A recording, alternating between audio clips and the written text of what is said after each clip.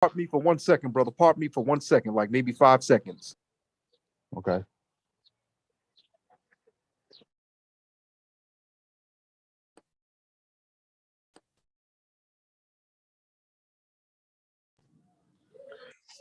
Okay, family, we're going to go. Yes, and I see that the national chairman is on. Getting ready to begin momentarily. Making sure that I'm on point.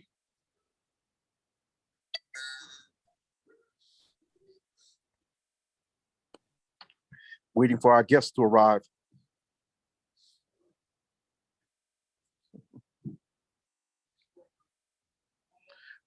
Tonight, we're going to be discussing the upcoming National Gang Summit. We have Brother Mintu on. We're going to get started momentarily. Checking something out, making sure that everything, all systems are go.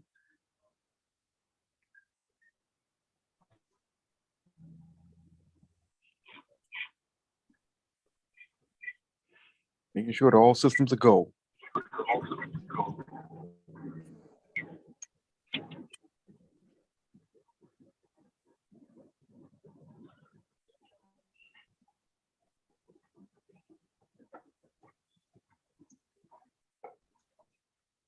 Let's see who we have with us. Okay.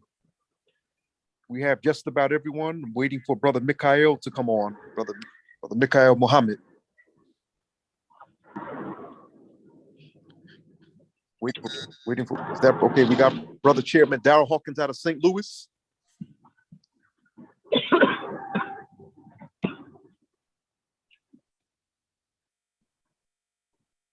Tonight we're going to be discussing the National Peace Treaty, the National Gang Summit set to take place Juneteenth weekend. Right now we're waiting for Brother Mikhail Muhammad to join us.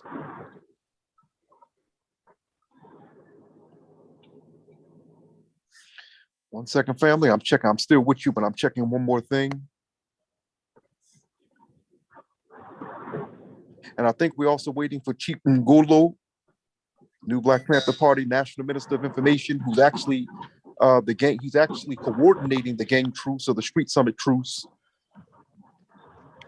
Black Power, I'm on. Can you hear me? Oh, Brother Chief, you on? Yeah, that's me, Minister Justice Ullah.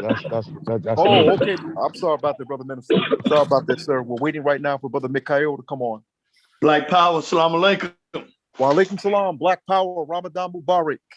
Ramadan Kareem, brothers and sisters. It's an honor to be on live tonight with you all. Okay. Well, family, we're going to get started right away. Hotep, Black Power. I'm Dashan Farad. Tonight, this broadcast is we're going to be discussing the National Gang Summit set to take place.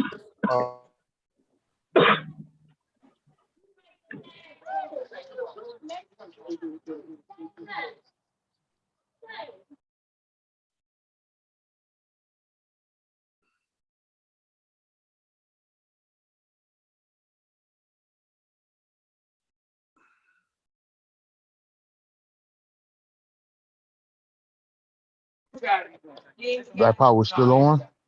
Yes, sir. Still on.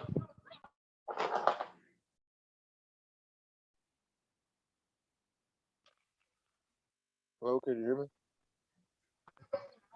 Yes, sir. I can hear you. We're just waiting for Brother Deshaun. It seems like he got disconnected somehow. Yep, he left. He's coming back in though.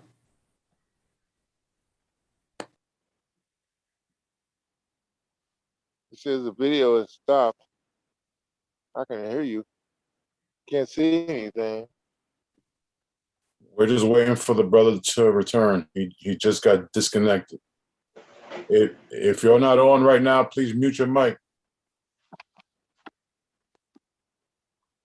Just Deshaun, Brother Ngolo, and Mikhail.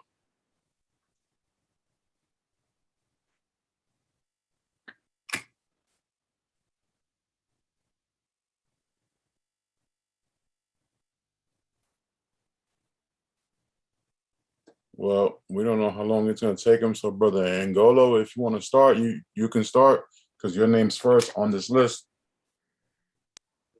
Okay. Peace and power, Black Power family. Wait, he's back. He's back. Hold on. I'm sorry. Brother Deshaun. Family Black Power. I'm sorry. I don't know what that was. I don't know how I got disconnected, but I'm going to restart the intro.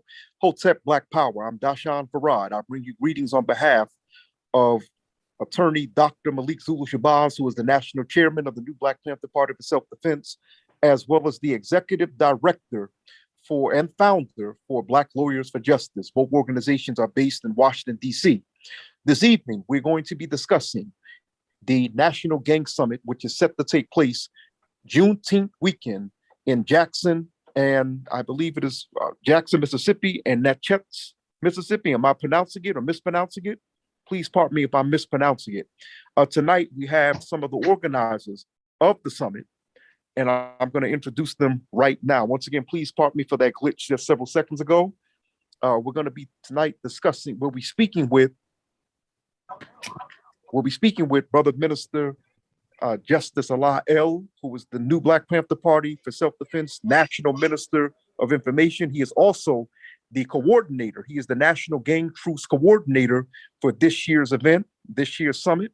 We have with us Mr. Maine C, Brother Mr. Maine C, who represents YAGA, which stands for Youth Against Gang Activity. We also have with us Brother Minister Mikael Muhammad out of Jacksonville, Florida. He is the new Black Panther Party for Self-Defense National Spokesman. And please forgive me if I left anyone out. If you're on this broadcast and I didn't introduce you, please introduce yourself now. Okay, I'm going to start then with our brother Minister Justice. Please tell us what's going on Juneteenth weekend. And then, of course, those of you that are on, you're free to jump in at any time, but I'm still going to be, of course, moderating the discussion this evening. But please let us know what's taking place, Brother Minister. Okay, peace and blessings. Black Power, can you hear me? I can hear you loud and clear.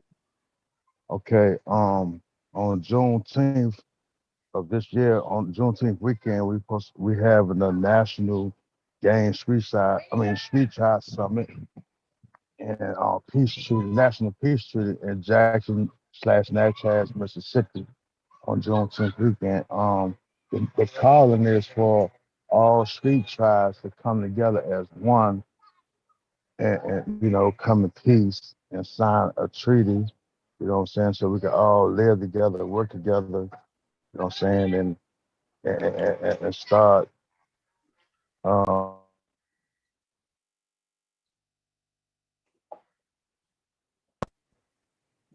can you hear me? Sorry. Can you hear me, brother? The phone, everything Go went on mute, brother. Oh, I'm sorry, Brother Justice, I can hear you, but you went blank for 4 seconds. Okay, I'm sorry about that, y'all. But yeah, Juneteenth weekend, like I said, we have a National Gang/Street Tribe Summit and a National Peace Treaty on that weekend. It's a national calling for all street tribes to come together as one so we can start liberating the hearts of the mind of the people in the Black community nationwide as one. You know what I'm saying? Trying to make this, stopping the violence, stopping, different things, rebuilding our communities, putting back in our community. So that's basically the main cause of this gang summit on Juneteenth weekend to take place. Okay, so where exactly now? I mentioned Jackson. I mentioned Jackson, Mississippi. Okay, but there's a second city that I mispronounced the name. What is that other city? Natchez, Mississippi. Yeah, thank you. Now, what I want to know is this going to be held outside in a community center at a college in both cities? Where's the venue if someone wanted to come and support? Okay, it's going to take place. I'm not really familiar with the city of Jackson, Mississippi, but it's going to take place at Grove Park in Jackson, Mississippi, around Saturday on June the 18th, around noontime at a park. Okay, family, we're gonna need somebody to put their mic on mute. We have a lot of feedback in the background. This is a broadcast and we want everyone to be able to hear what's being said. So whoever, we're going to ask that unless it is your time to speak, please put your mic on mute. Do you copy that? 10-4? Okay, brother. Thank you. Okay, thank you very much, Justice. So what I want to know is, okay, who are some of the street organizations or some of the gangs that are involved? Okay, me myself, you know what I'm saying, as a representative of the New Black Panther Party, on the Zulu Shabazz. I'm also a member of the Conservative Vice Lords. We call it for the Black Keystone, Growth and Development, the Bloods, the Crips, the Latin Kings. Every Black street tribe organization is working to come to sign this treaty and come together that day. Okay, so have you gotten so far, from the community? Is there a lot of community support thus far in that area? Are politicians willing to come out? Has anyone offered you money to cover the cost? Hold on a second, Brother Justice. Hold on a second, Brother Justice. Family, we're going to ask you again. Unless you are speaking, Black Power, please put your mics on mute. That should be common sense. This, unless you're speaking, mics are off. Go ahead, Brother Justice. Yes, like I said, everybody. Oh, brother. Justice, you're breaking up, brother. Justice, you're breaking up. Yeah, can you hear me now? Sorry about that. I can hear you now. Okay, yeah. Like I said, everybody is more than welcome to come. Yes, we are getting, support from all, the Black community, you know what I'm saying, different people. You know what I'm saying? So, yes.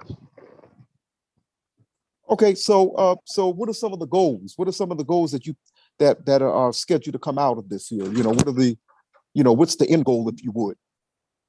Well, the end goal is, like I say, signing this peace treaty, you know what I'm saying, and stopping the violence, man, and nationwide in your community and in every city, you know what I'm saying, dealing with street traffic, putting the end to all that, and especially that's putting back in the community, you know what I'm saying, cleaning up the communities and stuff like that, That's the main cause. So this is what I want to ask you now. Many people oftentimes have said that that one of the reasons why we have so much violent gang activity is because of lack of jobs, lack of economic opportunities. Will there be an initiative that comes out of the summit that helps give these brothers and sisters jobs and ways to make money to keep them off the streets?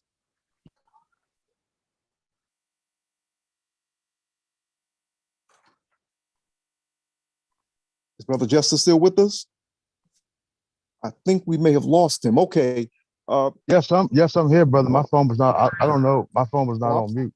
I'm sorry, brother. No, but it looked like you had went out. I'm sorry, brother. Literally looked like your name wasn't even up. I'm sorry about the Brother Justice. Go ahead, family. No, I'm still on. Yes, that's the whole initiative goal. You know what I'm saying?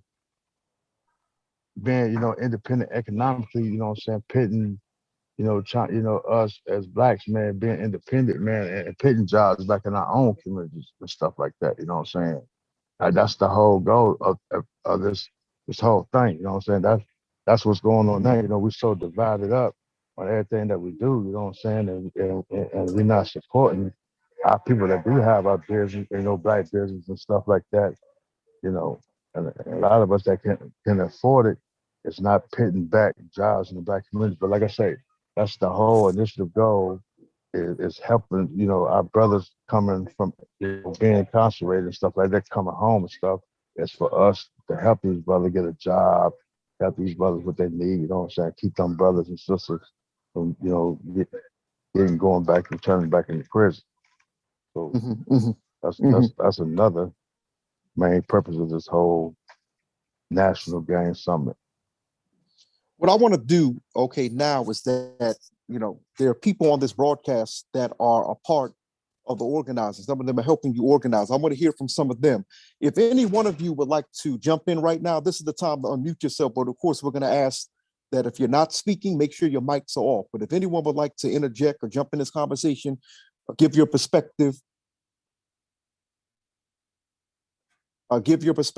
please let us know, definitely.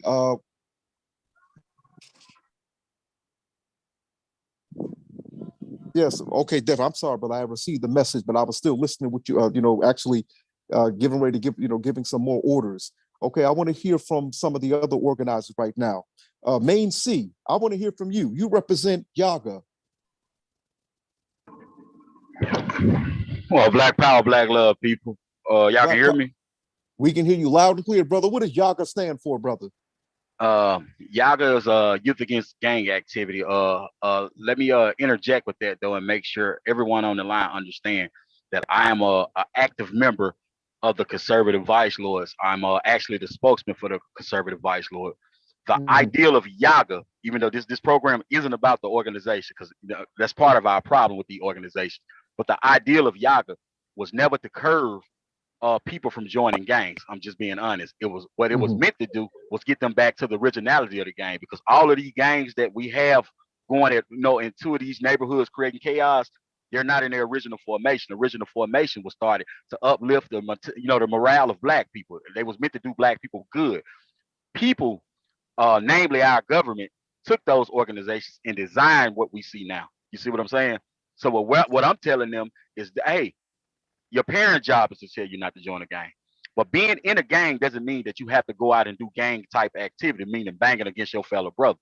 We're trying to curve that. So I just want to make sure we're clear with the Yaga part of that, because I'm an active member of the Conservative Vice Lord. Now, as far as this, go ahead, brother. Okay, now I'm gonna let you finish, brother. Then I got a question for you. I'm gonna let you finish. Please continue, family. No, go ahead with your question. Your question is probably more valuable than anything I'm finna say. No, brother. No, sir, brother. Listen, we're a family. We're comrades, and by all means, dear brother, no wisdom is wasted. Please, I want to hear the rest of you. Go ahead. Right. I was simply just breaking down the differences in between the two, because now a lot of times what you'll have is someone will see me that knows me and they know that I'm Vice Lord. But what they'll say was, if you're a Vice Lord, then how are you speaking against gangs? I'm not speaking against gangs. I'm speaking against gang activity. There's a major difference in the two. You understand? And I'm just making sure the people on this line identify with that. What Vice Lord is and what GD is and Stone, based on the knowledge that I have, are different organizations meant to do black people some good. Simple as that. So that's why Yaga, it doesn't focus on trying to tell you don't join this or don't join that. I encourage black people to join all the organizations we have in our community, because they always meant to do us some good.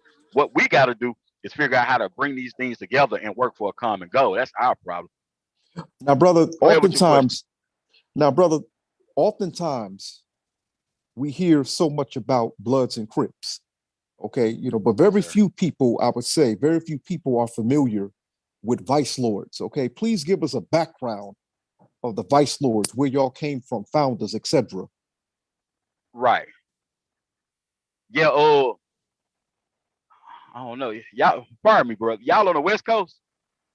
Well, no, actually, brother, no, East Coast. See, most people, East Coast, East Coast. Okay, yeah, that's right. See, we're not right. We're not. I dropped. Right, okay. We're not right. See, Midwesterners would know, Vice Lord and folk, etc. Okay, so I'm asking, please understand, bro. Yeah, so I'm asking on behalf of people who don't know. Okay, because most of us on the East Coast and even many of us on the West Coast, when we think of gangs, we think of Blood, Crips, etc. Yes, sir. Yeah, yes, no limit soldiers, etc. Yes, sir. So please tell us, what is the Vice Lords? We got to ask you that, brother. Okay. In 1957, which is the date that our seven forefathers invented the organization of Vice Lord. But now that's not the beginning of it. I'll get into that later. But that's when it started.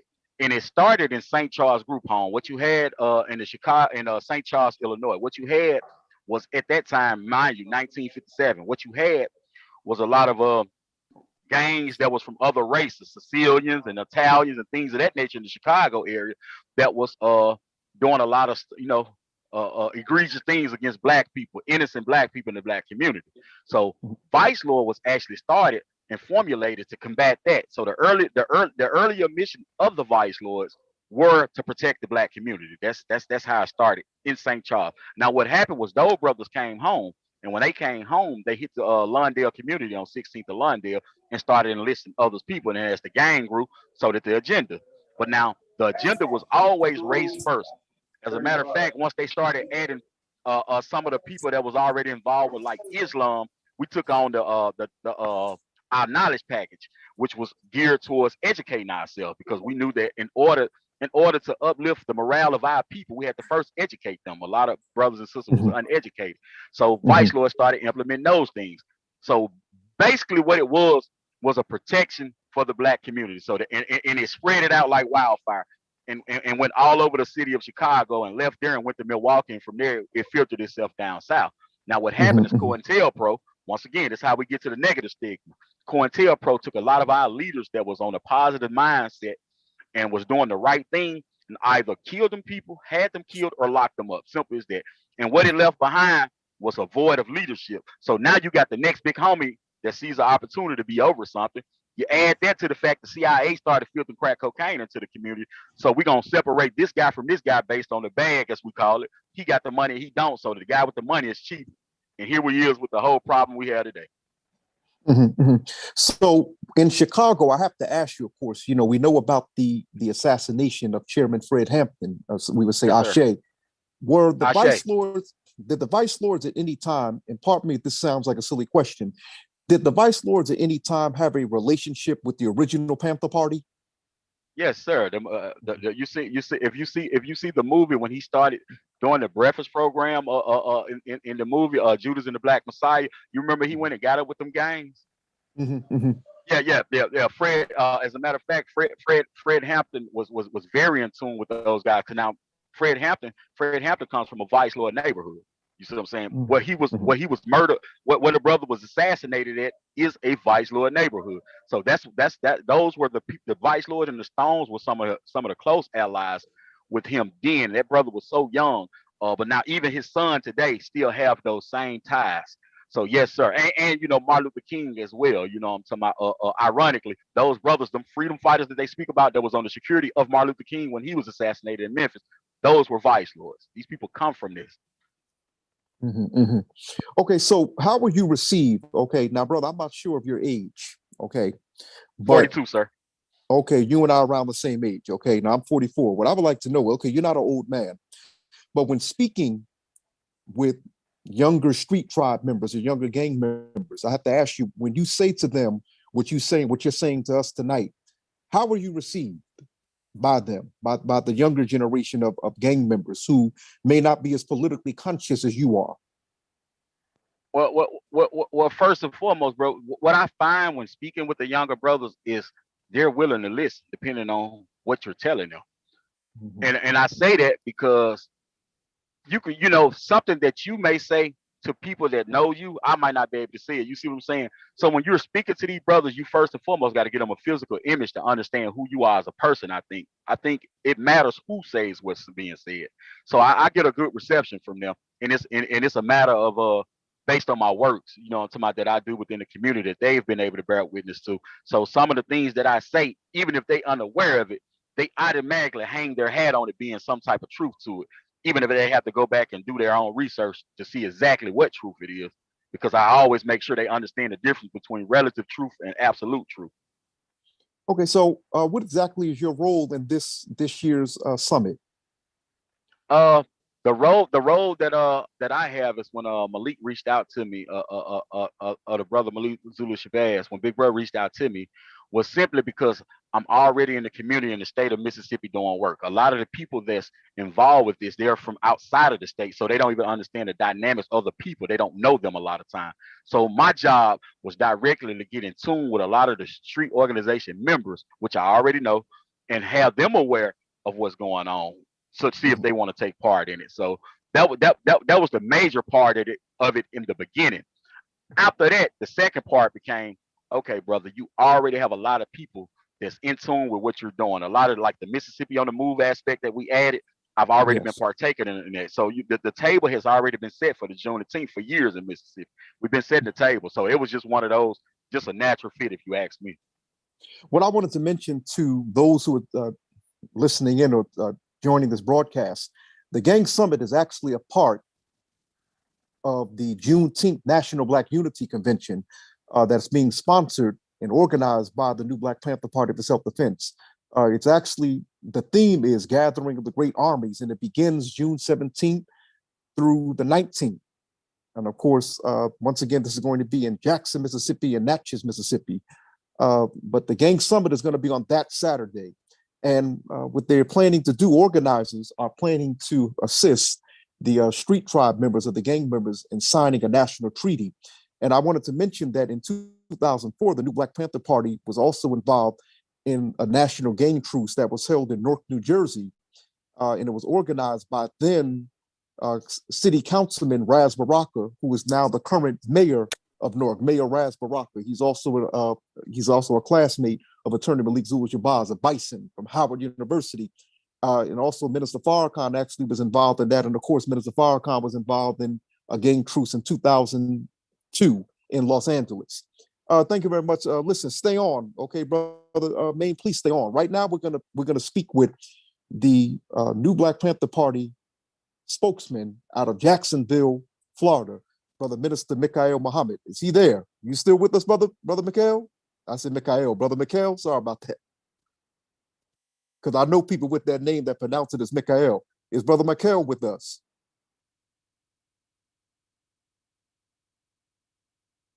Oh, wait a minute, hold on. Black Power, I'm alive and well, brother.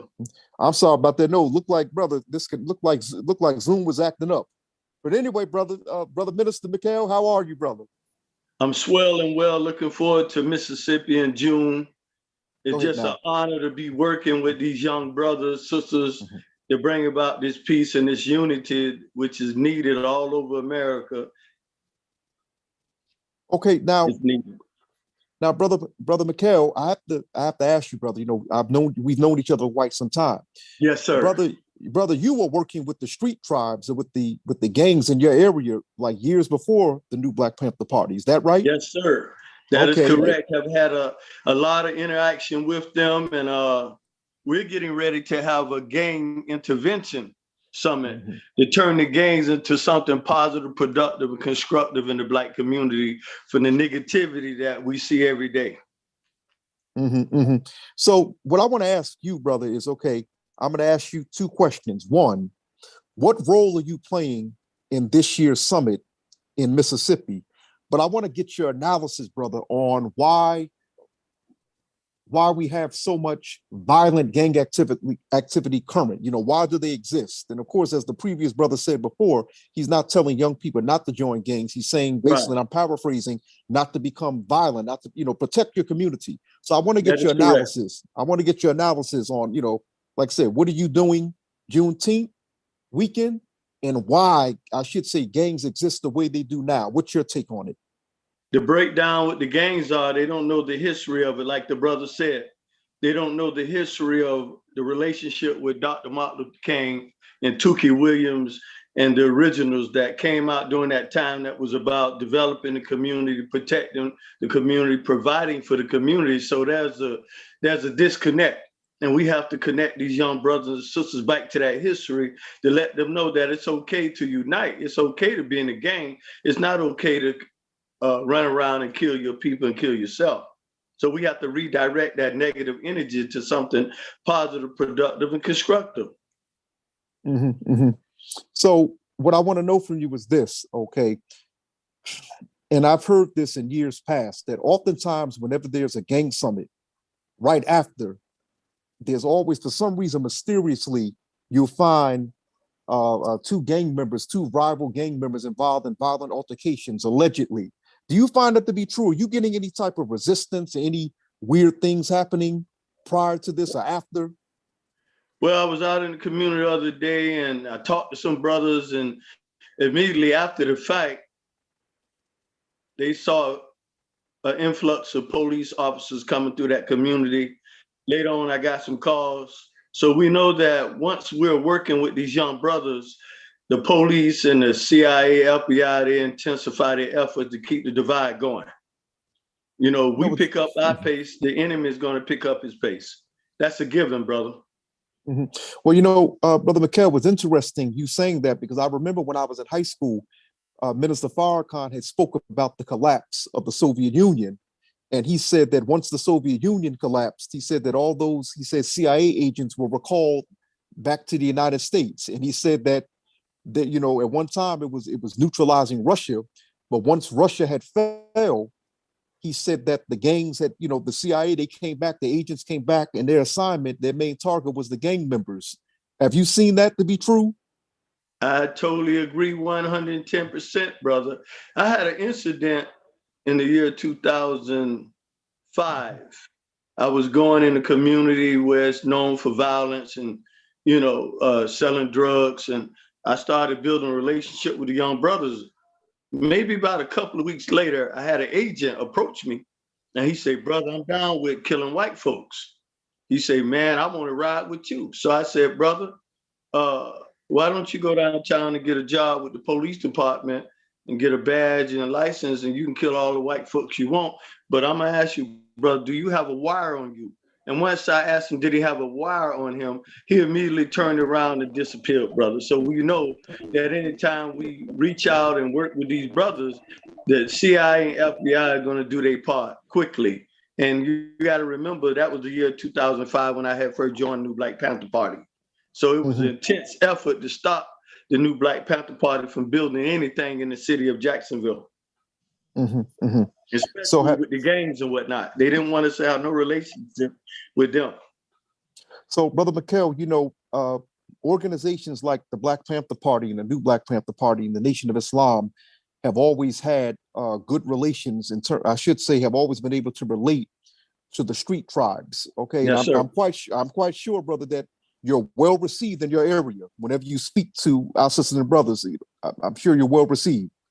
Certainly, the president of the Fraternal Order of Police made a statement some years back that the reason why these brothers don't bother with us and myself is because we have a relationship. And I told him, correct. Our mission is to save our people, not turn them into the opposition, not send them to jail. We want to save them.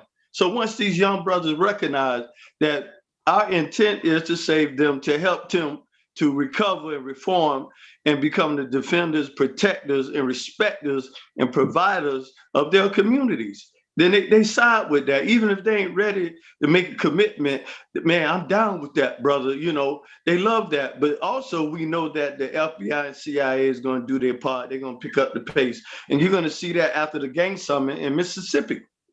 You're going to see increase. But as the Holy Quran say, the enemy plans, but Allah plans, and Allah is always the best of planners. So, but we know that if we do it right, we're going to be victorious in reaching our people, especially our youth. For those of you who are just now tuning in, I'm Dashan Farad. Tonight, we're speaking with organizers of the Juneteenth Gang Summit, which is actually a part of the Juneteenth National Black Unity Convention, which is being put on by the New Black Panther Party for Self-Defense under the leadership of attorney Dr. Malik Zulu Shabazz. Its theme is Gathering of the Great Armies. It's set to take place from June 17th through June 19th in Jackson, Mississippi. The Gang Summit is going to be held on that Saturday. Registration is required, but one of the goals of the summit, the Gang Summit, is that members of the different gangs or street tribes will be signing a national treaty. Right now, we're speaking with Brother Minister Mikhail Muhammad, who is the national spokesman for the New Black Panther Party for Self-Defense, and attorney Malik Zulu Shabazz. So, Brother Mikhail, I have to ask you this.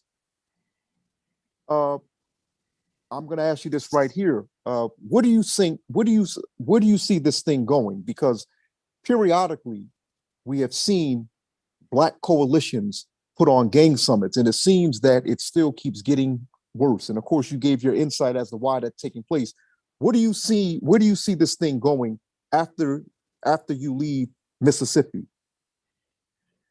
Well, based on what our people are experiencing with multiple police terrorism cases where Black men and women are being shot, being recorded, and broadcast all over the world. We believe now that our people are starting to wake up. They're starting to see and understand that the only thing we have not done is unite. So we believe that the Gang Summit is the key right now to unite these young brothers like never before. So we have to pick up our pace. So as the Attorney General said to me, we are convening this National Gang Summit and Street Tribe Convention for the purposes of what? Organizing our people who are called gangs together in unity. We are guided by a belief that Black men and our people are much stronger, united together rather than divided. We also recognize that our people are universal and we are known by many different names and tribes. So that's the intent of the Gang Summit, brother. We have to pick up our pace like never before. Law enforcement not going to stop killing our people. They're not going to cease. So we have to pick up the pace and reach our people like the great honorable Malcolm X said, by any means necessary. Okay, definitely. Now, I just wanted to let it be known that some of the sponsors, along with the new Black Panther Party of this event, of this weekend, are the organizations Anubis, the Black Liberation Movement, the Elmer Geronimo Pratt Gun Club, the Huey P. Newton Gun Club, Mississippi on the Move, and Youth Against Gang Activity. I want to bring back Brother Justice Allah and Main C, and I want to ask them, is a national peace treaty possible? And of course, the other speakers that we have on are free to unmute and jump in the discussion. But I'm going to ask Brother Minister Justice Allah and Brother Main C, is a national peace treaty possible, given what we've seen and what we've just discussed? Black Power, can you hear me, brother? I can hear you loud and clear. Yes, sir. A national, because you got to look at it like this. Never before has there ever been any national peace treaty. Period. You know what I'm saying? We're not just doing it, usually it's an LA thing, a New York thing, etc. But we're doing this nationwide street peace treaty between the different street tribes. So yes, I think it, in the last one I can recall, if I'm not mistaken, it's been a long time. It's been some years since the last one was called. You know what I'm saying? And then a lot of those treaties that's been taking place, them days, they have it for them days, maybe about a month or two it'll last. But a lot of those people that's organized those peace treaties is not, continuing to live by that. You know what I'm saying? They're not pushing it. You know what I'm saying? They're just doing that for, picture here and this and that. So our goal is different this time. When we set forth our goals on Juneteenth weekend with this National Street Treaty, we're going to continue to in the community pushing this treaty national. Mm-hmm. You know what I'm saying? And we also, put forth a national mission statement for the street tribe gang summit that's taking place this weekend. I mean, Juneteenth weekend. Mm-hmm. Brother Main C. Is Brother Main still with us? Yes, sir. Yes, sir. I'm here. Go ahead. Yes, it's a national peace treaty. It's very much possible if we approach it realistically. Minus the kumbaya experience. The kumbaya experience has failed us at every phase we've ever attempted to try to use it. And the reason being is this, in my opinion. Everybody that says they're a part of an organization, no matter what that organization is, doesn't prescribe to the same teachers.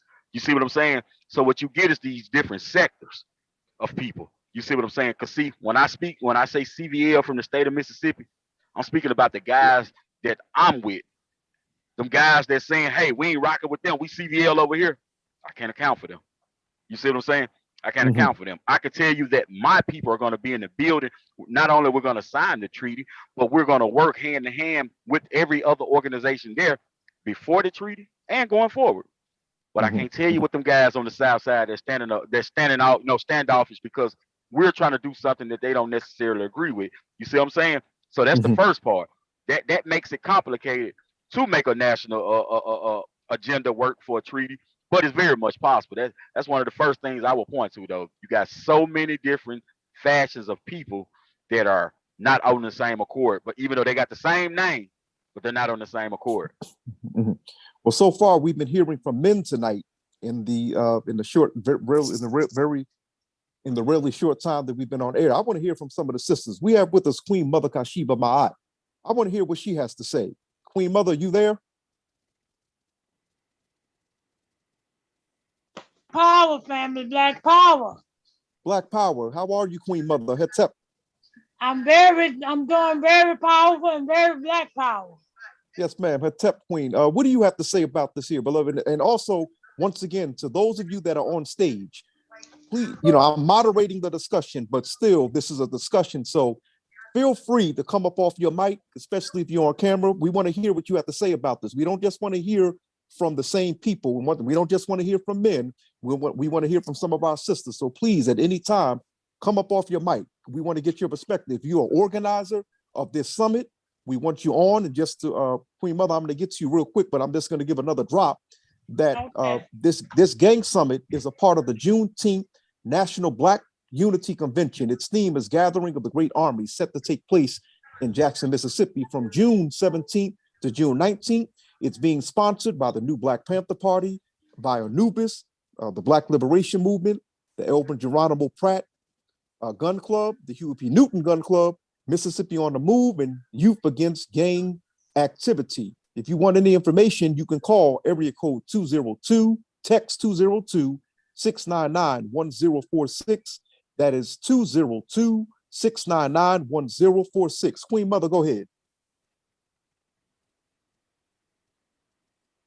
Queen Mother, the floor is yours. You have to unmute Power. Yeah, I'm ready for this summit. I enjoyed the summit we had in Georgia, and I'm ready for this summit. I'm ready to meet new people. Get out and help our community. Get out and make sure our community, our people is healthy. We're checking them with the emergency management team. And I'm ready to do it all. Anything that they're ready for me to do, I'm ready to do. By any means necessary, by Black power and Black training. You know what? I definitely think, and I'm glad Queen Mother just came on. I'm glad she spoke. You know why? Because oftentimes, whenever we think about gang violence, we give a lot of attention to Black males who are being killed. But I'm noticing what is oftentimes obscured and even sometimes ignored is the amount of gang violence that involves Black women. As we have seen, I would say within the past 20 years, there's been an increase in many Black women offenders. Black women are actually have rapidly become, have increased in becoming inmates at federal and county jails, state jails. So I'm glad that we have this perspective, but I want some of the other sisters to discuss how Black women are affected by gang violence, because too often it is seen as mainly a Black male problem. So if any of you sisters that are on want to jump in, if you've been a counselor, if you've had to intervene in some way, we want to hear from you. If I may. Yes, who do we have with us? Sister Vonetta Jordan, Black Power. Yes, how are you? I was invited to this meeting on this day, and I'm truly honored to be I'm actually honored that I was invited to this meeting. So I want to introduce myself. My name is Vonetta. I was invited by Minister Justice. This will be my first time joining you all in June. So I'm truly excited. And I actually I have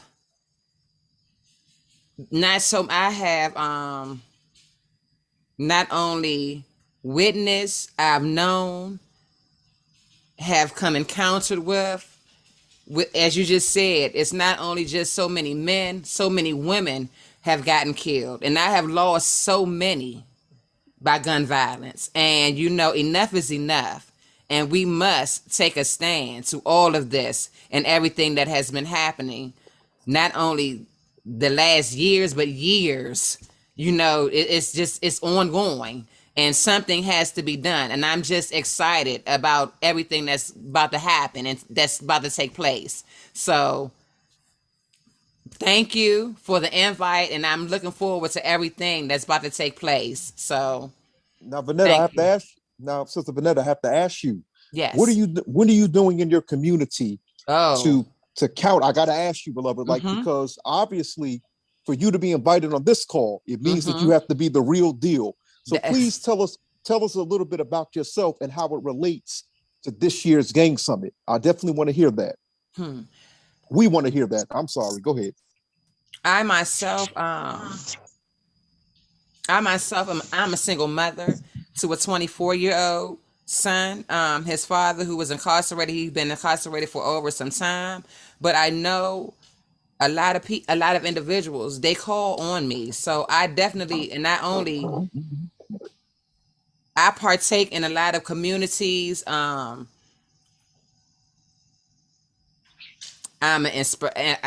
inspire people. I do a lot.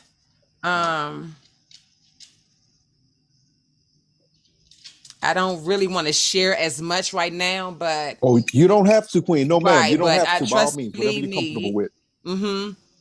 But I do a lot. Well, for those of you just now joining us, I'm Dashan Farad. We're bringing you greetings on behalf of the national chairman of the New Black Panther Party, as well as the founder and executive director of Black Lawyers for Justice, the attorney at war, Dr. Malik Zulus-Jabaz. Tonight, we're discussing this year's Gang Summit, set to take place Juneteenth weekend.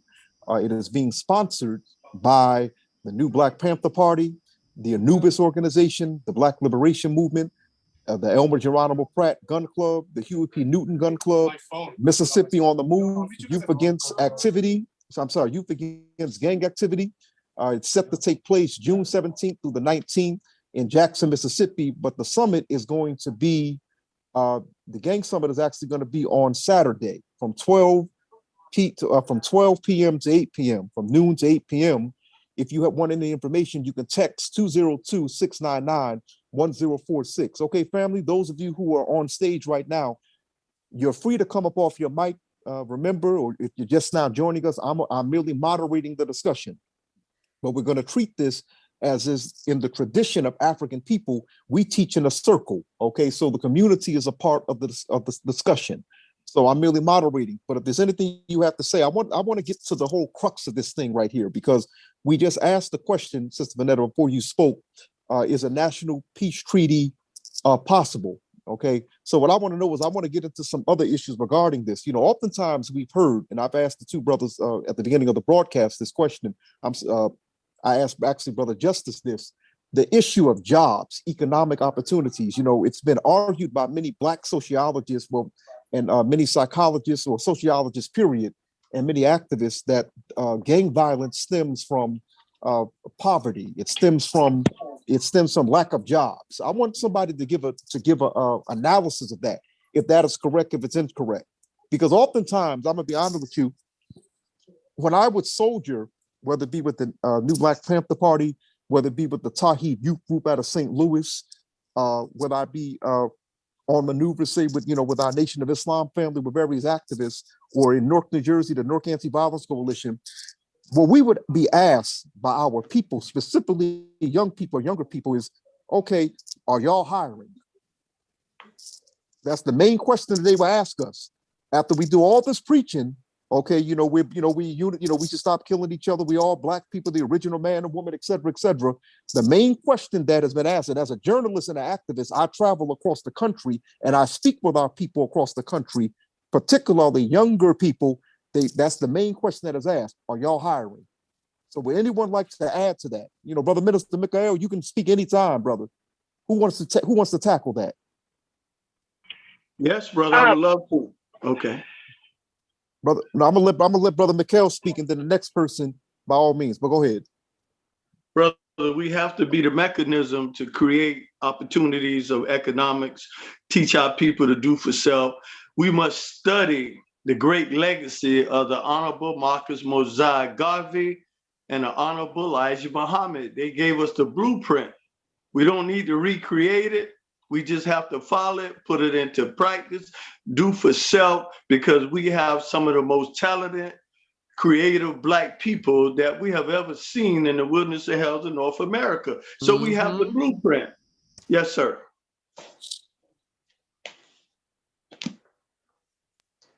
Family, whoever that was getting ready to speak, by all means, like I said, I'm merely moderating. If any time you want to come up off your mic, please, to interject. This is a community discussion. And we definitely want to hear from you all, because because you're definitely, like I said, because you're organizing it.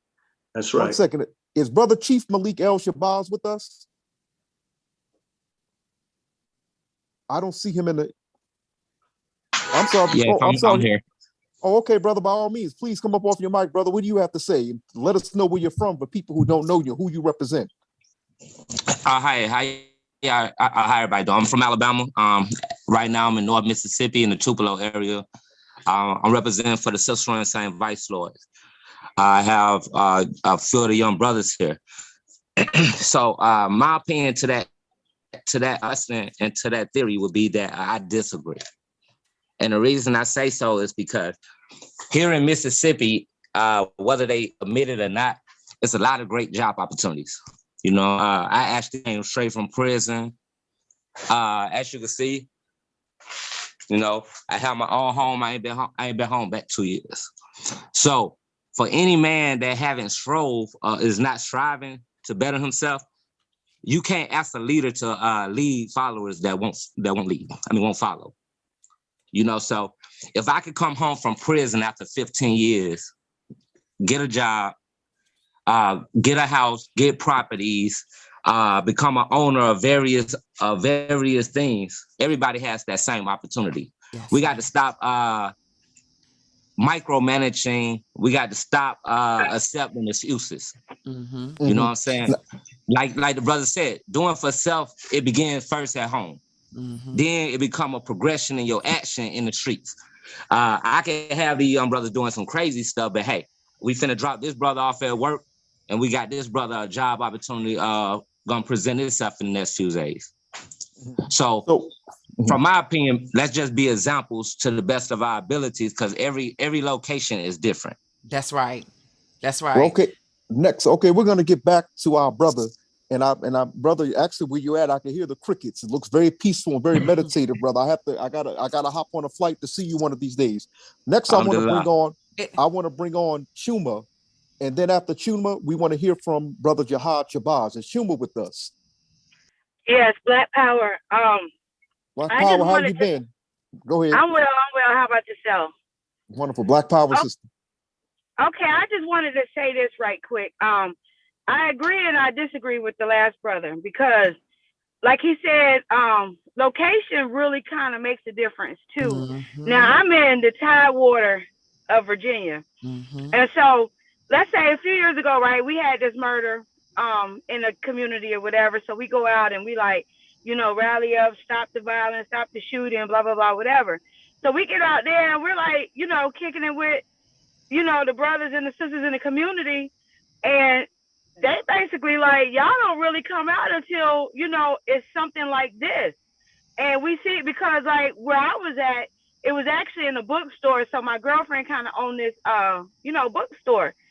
And one brother was like, you all don't never come and offer us any opportunity. You know what I'm saying? Or just turn us on to somebody else because believe it or not, in Virginia, the availability to get a trade is very easy. You got school programs, they send you, they'll pay for you to get programs, but it's just getting hired. Mm-hmm. And it's we have a lot of shipyards here, which is crazy. And I always, used to tell my boys, like, here in this area, the children, when they grow up, their inspiration is to work at the shipyard. Mm-hmm. You know what I'm saying? Instead of going to college or getting any other trade, that's like the dream job here. But the thing about it is, it's still, you got to know somebody to get your foot in the door. You know what I'm saying? And then it's still cliquish and it's still racist and there's still a lot of stuff going on here. So it's not like these brothers don't have trade, or the availability or the, the desire to work. It's just the opportunity that they're not getting. And we're just coming up on that concept of, okay, let's start these Black businesses. You know what I'm saying? Let's put ourselves in position where we can kind of employ our own. That way we can set the tone and we can set the rules for, you know what I'm saying, whatever we're trying to show, this is what we need and this is what we're going to have in our community. Mm-hmm. But I also want to say this. When you kind of look at the history of why, a lot of these young people join these organizations in the first place, it's not like, okay, say for example, I became organized in 1992 when I was 16 years old. Why did I become a member of a gang? Because I kept getting jumped. You know what I'm saying? So that was my protection, out there. But I still had a level of responsibility to this organization that I was with. You know what I'm saying? But the thing about it is, the brother before me said everybody has the same opportunity. We might have the same opportunity, but comprehension is the key. Because you look at some of these young people, they just don't really understand because they never got a level of understanding. They don't know how to speak a certain way. They don't know how to look a certain way. They don't know those things. Because I'm going to tell you, my son just went to court last week, right? I go to court with him. I go to court with all my children. I would never allow my children to go to court by themselves. But when you see all these young people that have to face the judges and the lawyers and stuff by themselves because they don't have that understanding or they don't have that grooming or they just don't have that support at home. But a lot of them go in court, pants sagging. They look like they about to go back out and do something else. You see what I'm saying? So what I'm saying is, and I know I get a little off subject a little bit. No, you're really not. And if I may, Right. and if I may piggyback off of my sister, and I totally agree exactly, and I feel exactly where she's coming from, and I'm definitely going to as she say, she's in the Tidewater area, and I definitely agree because in that area right there, they need so much more. They need so much more. And just as she said, it's all on who you know and what you know. And sometimes some people, even your family members, won't even help you. You know, so sometimes it'll take a stranger that will really it'll take a stranger that will help you more than a family member, because a family member, you got to give them something in order for you to get somewhere. So sometimes it takes for you to move somewhere in order for you to seek that change. So, and I definitely agree. So sometimes it takes for you to move somewhere and go somewhere different in order for you to seek and get that opportunity that you're looking for. So sometimes that change of environment makes a difference. So I'm looking so forward to all of this of what's going on right now. I'm looking forward to it, and I know everything. We're gonna bring on now Brother Jihad Shabazz. However, before we do, Brother Mintu, if you're still on, can you please do me a favor? I'm having a problem on my end sharing. I was trying to share the flyer from Juneteenth weekend. So if you're still with us, Brother Mintu, can you please share it on screen so that our viewers who are not a part of the discussion can see it?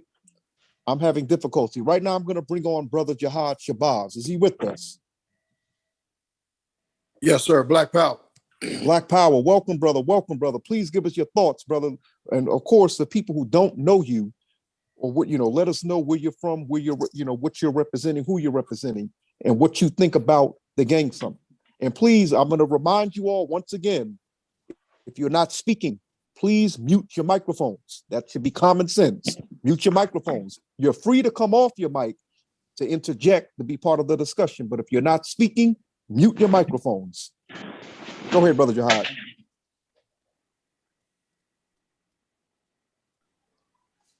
Yes, Brother sir. Jihad? Yes, sir. Am I good to go? Yes, sir. Copy. Yes, sir. Yes, sir. My name is Brother Al Jihad Shabazz. I'm out of Oklahoma City. Down here is Oklahoma City is kind of piggyback real hard off the West Coast. We actually refer to ourselves like the baby California. As far as we started this whole Crip and Blood thing here in Oklahoma City in roughly 1986. So it's been real heavy. I'm actually one of the founders. Well, as far as the Oklahoma City chapter, I got my big brother from Compton, California. He's from the Nutty Block Compton Crips out of Compton, California. So he's one of the ones that started here in the city of Oklahoma. So I said all that to say this to let you know, like basically just give a little background of who I am, and how far that I'm a part of this. I feel this is a very beautiful thing, the Gang Summit. I really also feel that we got to keep it going, though. We can't do it like, once, far as in Mississippi, and then, we kind of like this. It's not good to cool down if we get a good thing going, because a lot of young brothers, I can't speak for a lot of young brothers that I personally know myself, that they want this teaching that people like Brother Malik and other brothers have. They want that. The youngsters actually want this teaching. I do agree with the brother who said. Hold on, we seem to have lost them for a minute. Brother Jihad, can you say that again? Yeah. We seem to have lost you for like maybe 5 seconds. You said you agree with the brother. Oh, I'm sorry. I agree with the brother that was driving in the truck. I believe he's a truck driver. When he said that it will be problems within our own neighborhoods with our own people. But that's the whole thing. That's where separation is going to have to take place, because it's a lot of older people that's from these hoods that done got so laxed and excuse my language, but just became lazy niggas and just wanted to be a part of the matrix, you know. So but a lot of the younger guys, I mean, these guys are very intelligent. Like these guys is dealing with stocks. These guys I know Crips that's dealing with cryptocurrency and stuff like that, stuff that I never knew about when I was a youngster. You know, I started when I was 12 years old, 1990. So a lot of stuff that these guys know now, like they excelling at a faster pace, I would say. But I would just say I'm not really a good speaker. I see what brother Justin said, wanted me to speak.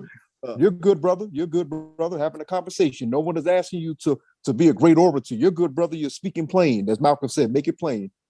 Yes, sir. Yes, sir. Yes, sir. Thank you, sir. But I would say we just got to just keep it going for the younger generation. They want it, and they need it the most. You got to look at it. Like when I was young, I'm 44 years old, but when I was a teenager and stuff like that, I mean, we wasn't seeing as much of this gay stuff on TV that we do now, and you know, it's so much stuff that's hitting our children in so many different directions. You know what I mean? But and they see brothers on the corner with the suit and bow ties. They see the Black Panther Party, but I feel personally, and I talked to brothers about this, that we the Panther Party and those gun clubs, we need to have a bigger presence felt in our communities to let people know that it's actually another group of people who they probably never. It's a lot of people don't even know about RBG or a lot of the Black organizations or whatnot. So it's just, you know, we keep on if that presence can constantly be felt amongst those youngsters, especially, yeah, I feel it will be successful, sir. Okay, we appreciate that. And Brother Jihad, you're free to jump back into the discussion. I want to hear now from General Ghazi. Is Ghazi on? We want to hear from the General tonight. Black power, black power. Black You power. hear me? Yes, General Ghazi represents the Black Power Coalition. Go ahead, brother. Yes, sir. Yes, sir. I'd like to salute everybody on this call right now. And I'd like to tap into all the Crips, the Vice Lords, and everybody in the struggle, street tribes. I understand 100% what y'all talking about of having this RBG and this militia presence in the hoods, and it's much needed. Okay, with this younger generation, they're more of a visual thing. They wanna see it, they wanna feel it. You know, they wanna be able to relate to it. So in order to do that, we have to go down to these hoods and talk to them and actually be that role model for them. What's been happening with this movement is that there's been a separation, a divide, you know, and also a judging of the kids. You know what I mean? There's a big, major gap, extremely major gap. Okay, and let's not be in denial of that. And you know, like I said, there's more judging and talking down on them. So, you know, they're not going to really cross over to this Black Panther or Black Power movement because, you know, they don't relate to it or they don't feel accepted in it. But, you know, it just takes us to actually get down there and talk to them and actually be their role models. That's the main thing I have to say about that. So far as dealing with the youth. Okay, well, brother, as I said with the other speakers, okay, you're free to jump in at any time, but we're getting ready to hear from Sister Tamela G, who also represents Yaga. But before we hear from her, I just want to make the announcement for members of our listening audience and viewing audience. We're discussing the Gang Summit, which is actually a part of the Juneteenth National Black Unity Convention. Its theme is Gathering of the Great Armies. It's going to be held in Jackson, Mississippi from June 17th to the 19th. It's being sponsored by the New Black Panther Party, by Anubis, the Black Liberation Movement, the Elmer Geronimo Pratt Gun Club, the Huey P. Newton Gun Club, Mississippi on the Move, as well as Youth Against Gang Activity Yaga. And Sister Tamela is another representative of Yaga. Tamela, welcome. Or Tamala. Did I mispronounce it? Is it Sister Tamala or Tamela? Is she with us? I don't see her on the screen. One second. Yeah, Tamala G, are you with us? You're on the screen. Unmute yourself. Okay, well, she's having, I'm presuming, technical difficulties. If anyone else that is on stage would like to jump in, by all means, please. We just heard from General Ghazi, represents the Black Power Coalition. Would anyone else like to jump in the discussion? I'm not lecturing all night. This is not the Monday night class. I'm moderating this discussion. Al Jihad, you want to speak? Oh, I definitely agree with what the general just said. 100. It was a time when I had even reached out to I would say I can say just the names, but Black organizations, and it was kind of like a pushback because of my gang affiliation. You know, and I, whoa. Huh? I said, whoa, that's quite arrogant of them, but go ahead. And this is facts, and this is 100% facts. If we're gonna fix the problem, let's really fix the problem. So go ahead and proceed. Go ahead and say what you're about to say. That's yes, right. Sir. Thank you, sir. You know, like for instance, and I had talked to other brothers about this. I believe me and Justice even talked about it before. You know what I mean? When it was in Texas, that, you know, like it was like when I was like, okay, you know, I'm a Crip, but I don't look at myself as a gangster. I look at myself as a revolutionary. You know, that's what Crip is. Because I'm a community revolutionary in progress. You know what I mean? So when I had you know, when I had kind of like I guess speaking to certain individuals, it was like you know, like, man, you need to drop that. You need to drop that Crip shit. Excuse my language. For anybody, I'm sorry. And Jihad, that's why I said arrogance on their part.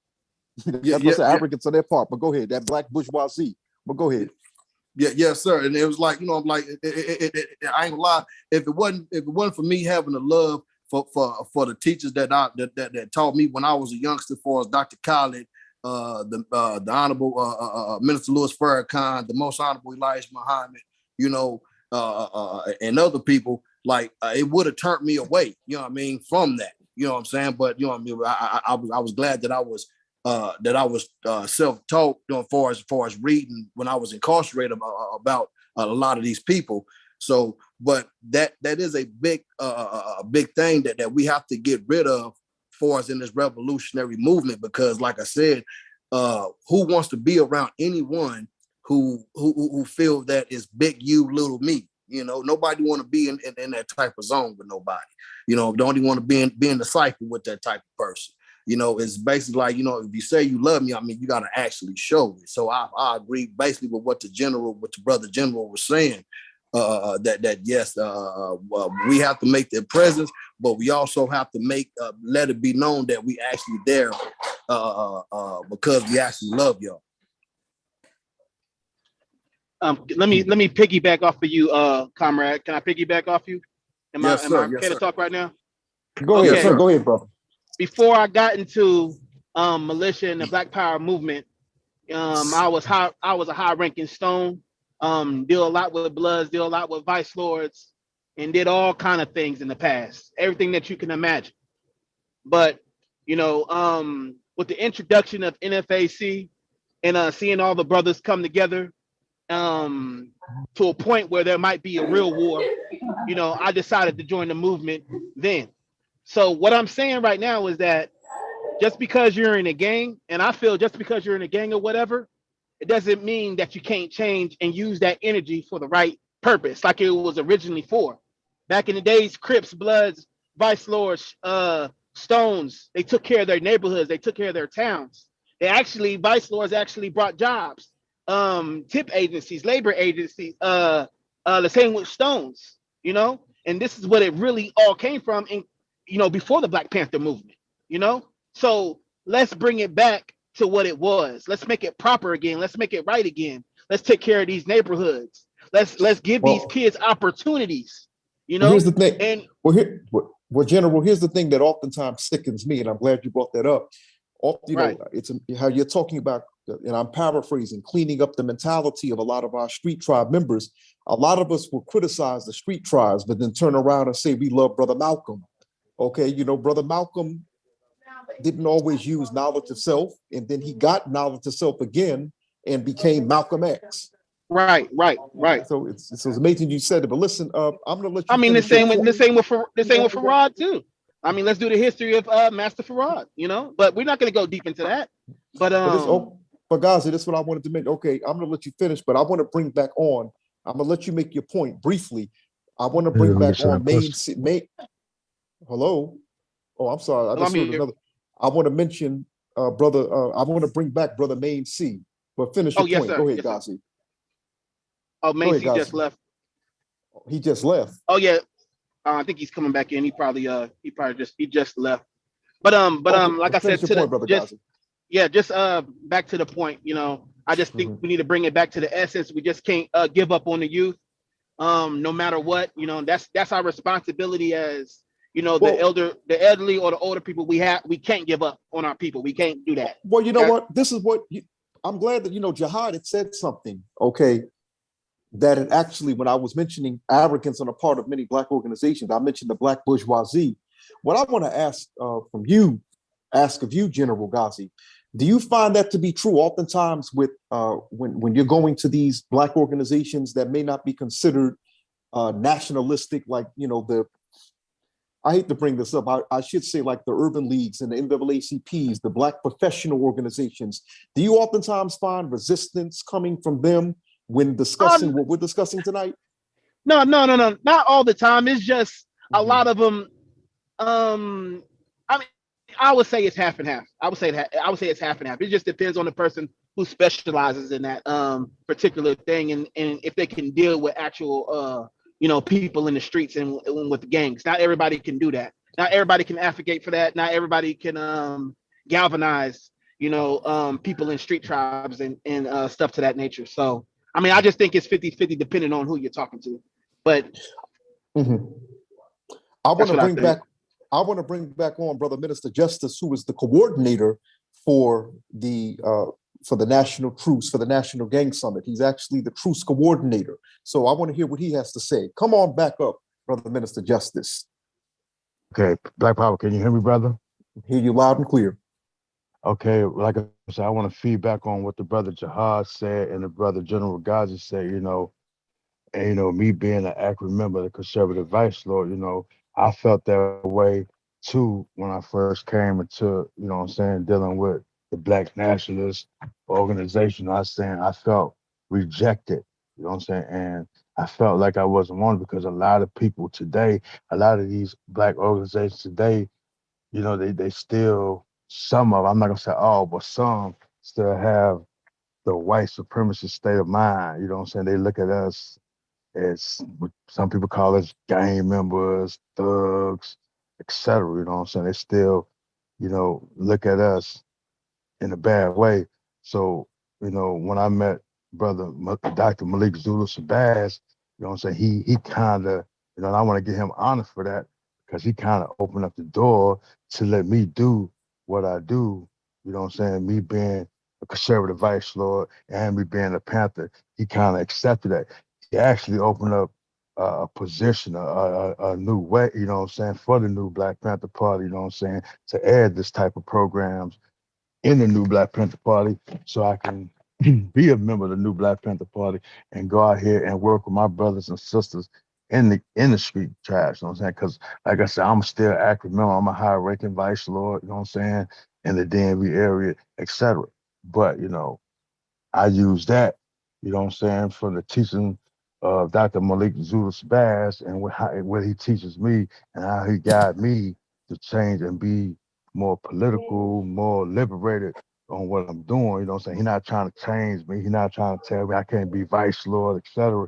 He won't be, he accepts that, he embraced that, he gave me his blessings to continue to be who I am and be a part of the movement and go out here, like I said, once again, to go out here and reach out to my brothers and sisters that's still affiliated or still doing their thing. You know what I'm saying? Because we all, at the end of the day, us, Street Tribe organization, Crips, Blood, Vice Lord, Growth and Development, Stones, you know what I'm saying, Latin Kings, Hoovers, etc. We are in the community every day.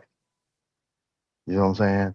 You know, I'm not throwing no shade at nobody, but we in the Facts. we That is in the the community community. every day. You That know what is I'm the saying? community. I'm in Richmond, I'm in Jackson Ward, you know what I'm saying, Chicago, whatever. You know what I'm saying? I'm in the community, so we here every day. You know what I'm saying? We see the shit that a lot of people post and talk about. We see the killings, you know what I'm saying? We witness the killings, you know what I'm saying, etc. We see this every day.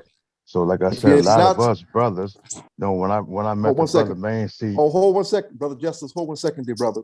Family, those of you who are just now tuning in, who are on the stage, it should be common sense what I'm about to say. Please mute your microphone. Okay, you're free to come off your mic if you want to interject, but when someone else is speaking, mute your microphone. It is obviously causing a distraction and disturbance on the broadcast. Brother Justice, please continue.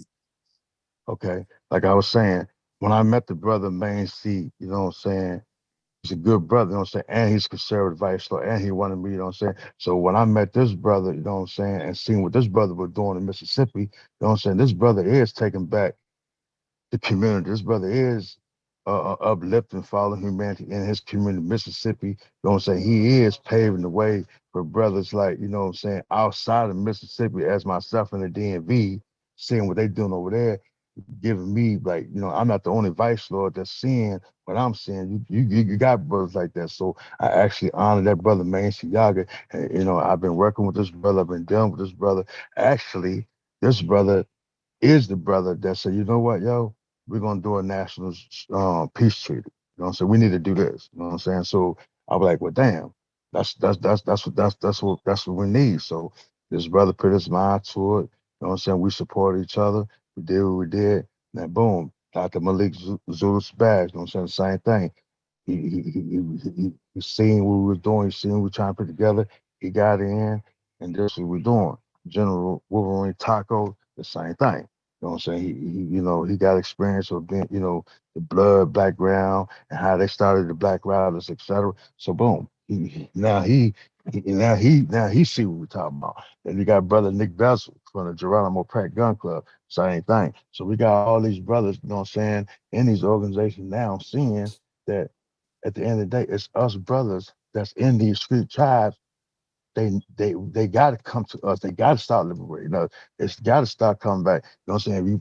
If We you got to. saying you for the people, if you saying you for the people, you fighting for the people, then come out here in this motherfucking community. Come to Jackson Ward. You know what I'm saying? Come out here. You know what I'm saying? Wherever. You know what I'm The saying? people's in the Go streets. The people that 16. need You help got is in the 60. streets. Yeah, go to 16 in Lawndale, you know what I'm saying? Wherever, 63rd, 64th, or et cetera, you know what I'm saying? You know what I'm saying? Six, I mean, what, 66th Street, 62nd Street, wherever. Come out to the communities and put back in the community, man, and help your people, man. You know what I'm saying? Don't wait for no pig to kill our brothers and sisters for you to want to go out here and help the people. Come out here right now. Do what Dr. Malik Zulu Sabah is doing. He working with us vice lords. He working with us growth development. He working with us Bloods and Crips. He working with that. You know what I'm saying? So a lot of y'all people out there, y'all gotta respect this man and get this man his honor, his props for what he's doing because he ain't had to do this. You know what I'm saying? He could, you know, Brother, we are brother Justice, we have a question. You know, of course, we're gonna get back to main C.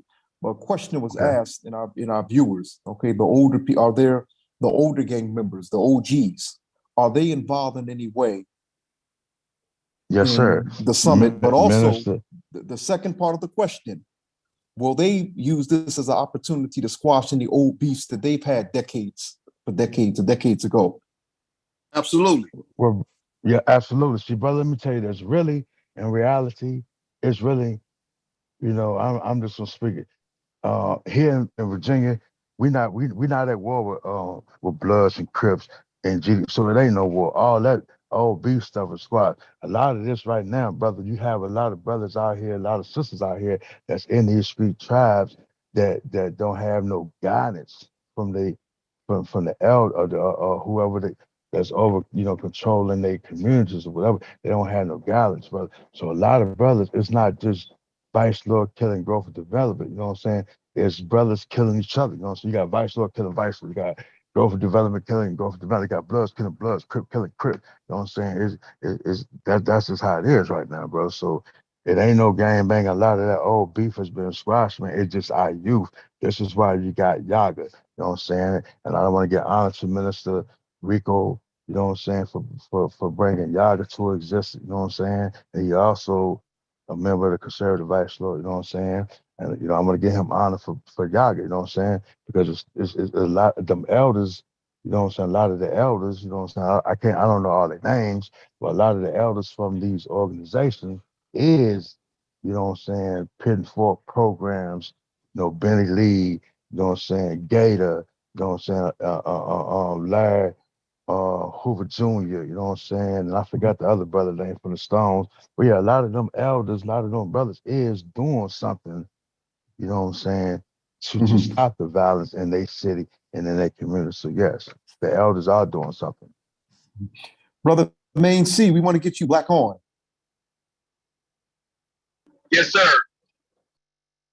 Brother, we want you to, analysis from you. What do you think you can add to this discussion? You've already dropped so many knowledge jewels as of all the speakers. We want to hear from you if there was anything extra that you had to say. Yeah, let me pull over this truck loud. Yeah, I'm driving this truck. I'm pulling over now though. But now I add is this. What I add is this, brother. To allude to what the brother was just saying. Even in Mississippi, there is no gang war or nothing of that magnitude going on. What you have is a lot of individualism. Meaning guys that are not being held accountable, that are saying they're part of an organization. So it's one of them. I'm gonna use myself for instance. I do a lot of positive things in the state of Mississippi. I've been doing it for years. A lot of people on the line may be aware of it, but a lot of people around the country they're not. But I'm conservative vice lord. You never hear about that. But let me take a gun and go and rob a store. A conservative vice lord just robbed the store. Let me take a gun and go shoot somebody. A conservative vice lord just shot somebody. You see what I'm saying? So that's the problem we have. A lot of these guys are just saying that they are a member of these particular gangs or whatever name you want to attach to it. You know what I'm talking about? They're saying they're members of it. And as soon as they do some negative stuff based on their own individualism, they try to attach the name to it, because it makes it worse. Now it's gang violence. You will have to go in our prison system to find real gang violence in the state of Mississippi. And it's just the truth. You will have to go in our prison system to actually find where there are guys that saying, I'm GD and he vice lord, so we don't like each other. You would almost have to go in prison to see that. That don't exist in the world. And that's why I say us being able to coexist, it's already here. It's a reality already. But what we don't have is accountability. Accountability, meaning even though if the vice lords and the gangsters have a mutual understanding, which we do, I work with a lot of them guys, invited a bunch of them on here. As soon as a vice lord get out of pocket and does something, not just to the gangsters, to anybody in the community, we got to hold them accountable for that. It's that simple. Accountability, we got to get to it. It's that simple. So yeah, I would add that. And a lot of brothers may shy away from this because of the terminology, the gang. You saying gang or we saying gang, some people feel like that's bringing unnecessary attention to them due to, like the brother was saying, after Juneteenth, man, the people in authority, they're gonna pick up their effort to try to keep issues going amongst the Black community. Us being at odds with each other benefits a lot of people. It just don't benefit us. It benefits a lot of people. To continue that and keep that going, there are mechanisms put in place. There are things done behind the scenes by people that ain't a member of neither organization, but they put stuff in motion to keep us at odds with each other. We know the game that the Europeans play. We understand it. The problem, I think, especially since I've been trying to deal with the youth, the people that knows the most in these organizations, they talk too much. They talk too much. We need to stop talking, start giving real examples, and give the mic to these young kids. Let them talk. Let them express what they're going through. Because I ain't out here standing on the corner finna shoot at nobody if they ain't shot at me first. You see what I'm saying? But this brother, somebody might have tricked him and got him out here on that very mission. You know, in some of the major cities in America, we know this to be true. You know, I don't want to point out nobody city in particular, because we all have negativity in our city. It's just some cities, you know, a little bit more elevated. But I think we got to start creating curriculum to be able to get to these young kids and start letting them have the mic. That's my opinion, bro. And oftentimes, you know, I'm to be honest, that's actually been my concern for quite some time. When you say let the young people have the mic, there seems to be a problem within the Black community with the old guard not wanting to pass on the baton. And so I remember. Yes, sir. Say that again. Say that again. Say it again. Not wanting to pass on the baton. And what I've noticed, of course, as an activist, you know, and as a journalist, okay, I've noticed the success that the new Black Panther Party and the Nation of Islam have had in terms of reaching young people. And one time I interviewed Brother Minister Noor Muhammad about that, about why the Nation of Islam has such a excellent track record in attracting and keeping young people, but also the new Black Panther Party. And, you know, this is, you know, we have to remember the history of the original party. You know, the original party, they went to the college campuses. The average age was college age, of course, whether you went to school or not. And one thing as an observer, if you study Minister Farrakhan, when Minister Farrakhan had left Imam Warathi Muhammad in 1977 to rebuild the Nation of Islam, he went to the college campuses and even to the high schools. And so that's why, you know, he has a younger following. And I believe that was his brilliance, as well as the brilliance of Brother Khalid. Of course, Brother Khalid was with him. Khalid Abdul Muhammad, our Black Power General, Ashe, he was with Minister Farrakhan in those early days and into the 90s, speaking on college campuses. And that's how the NOI, then later, when Brother Khalid became the national chairman of the new Black Panther Party, he followed that Panther NOI tradition of bringing in young people. And Brother Khalid would always place an emphasis on passing on that baton. And when I was coming up, okay, when I was coming up in the 90s, okay, I graduated high school in 96, but I can remember many elders were like, brother, make sure you pass on the baton like you're getting the baton.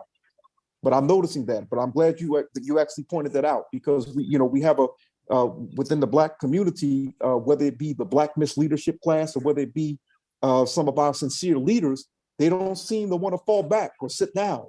You know, they want to die in their posts, if you would. So I'm glad that was stated. Go ahead, brother. Brother Gazi, you had something to say? I'm gonna let somebody else talk real quick. I can go on for days. Let me let somebody else talk. There's two people with their hands up. Oh, who got their hands up? Okay, if you have your hands up, as I said before, come up off your mic. Yeah. Thank you. But this is what I'm saying. As I said, family, at the beginning of the broadcast, and I've been saying it throughout the broadcast, I'm moderating the discussion, but we're teaching in a circle as African people. So you can raise your hand, but I recommend just come off the mic and speak and introduce yourself. Okay, Brother Malik. Peace and love to you, brother Malik. Peace and love, brother. Peace. Go ahead, family. I had raised my hand before the brother Main C I had spoke, but what I really wanted to say was this, though. That gang war is really insanity. You know what I'm saying? And me being one of the younger brothers out here, because I'm only 35, and I'd have been in prison my entire life. You follow what I'm saying? So when I left the street, believing a concept that wasn't even vice lord. You know what I'm saying? I'd have lived a whole life believing in something only to go and learn that it wasn't what it was. So I would say we had to become better at informing our people of what it is, what's suspected, and what. Hold on, 1 second. Hello, mute your microphone. Not you, Brother Chief Malik. Mute your microphone. If you're not speaking, mute your microphone. Go ahead, Brother Malik. And after that, the second person that had the hand raised, I want to hear from them definitely. But go ahead. Yes, sir. Yeah, as I was just saying, we just had to become better at giving out information. And the information that we give out to the people, we have to become more effective in who give it. You know what I'm saying? Every leader may not, like, for example, Moses and his brother. One can speak to the people and one had a message. You know what I'm saying? Once we get everybody in a proper position and they understand their role, if you're a good teammate, you can win with Kobe. Or you could be an all-star like LeBron at home with the team. You know what I'm saying? So everybody can't be an all-star at the same time. You know what I'm saying? Man, Tiago, he reached out to me. And I gave that brother my word that I would have 100 men to his cause. And then I turned right around because of an example I saw him. I invited GDs to be a part of that discussion. You know what I'm saying? Because this is our community. So I can't be mad at him because he live on the West. I had to invite him in because I was with Man Siaga and they did it and they the example setters. So why would I go against a great example leader when it's right before me, listening to a clown that ain't never did nothing for me? So I just say, hey, let's just become better informers to the children and to everybody else of the community likewise. Okay, well, right now, brother, I want to hear from Brother Nazir X. He's the national president, but I'm not sure what this organization, the acronym that I'm seeing, I'm not sure what it stands for. But Brother Nazir X, please introduce yourself and what your organization is and your thoughts concerning the Gang Summit.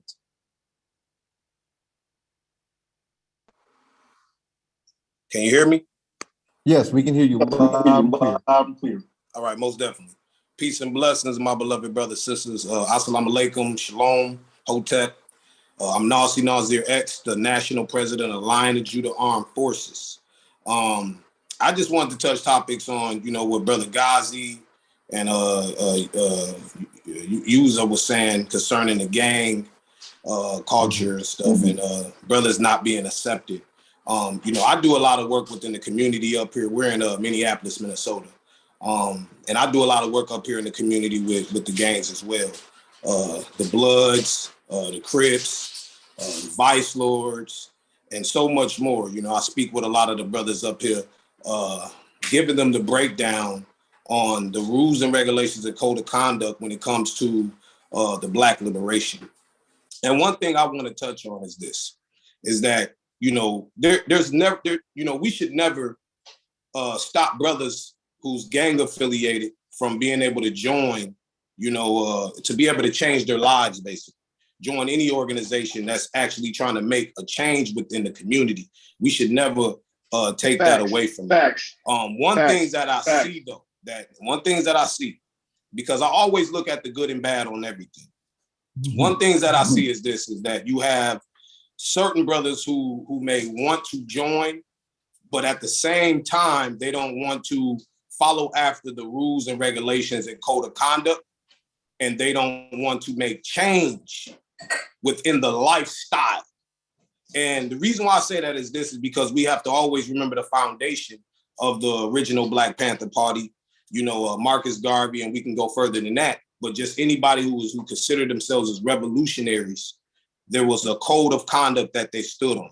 And I noticed that certain brothers, if they want to get involved, certain brothers don't want to leave the lifestyle alone. Meaning, if you're what we stand for is the rules and regulations and code of conduct as brothers who stands on the liberation.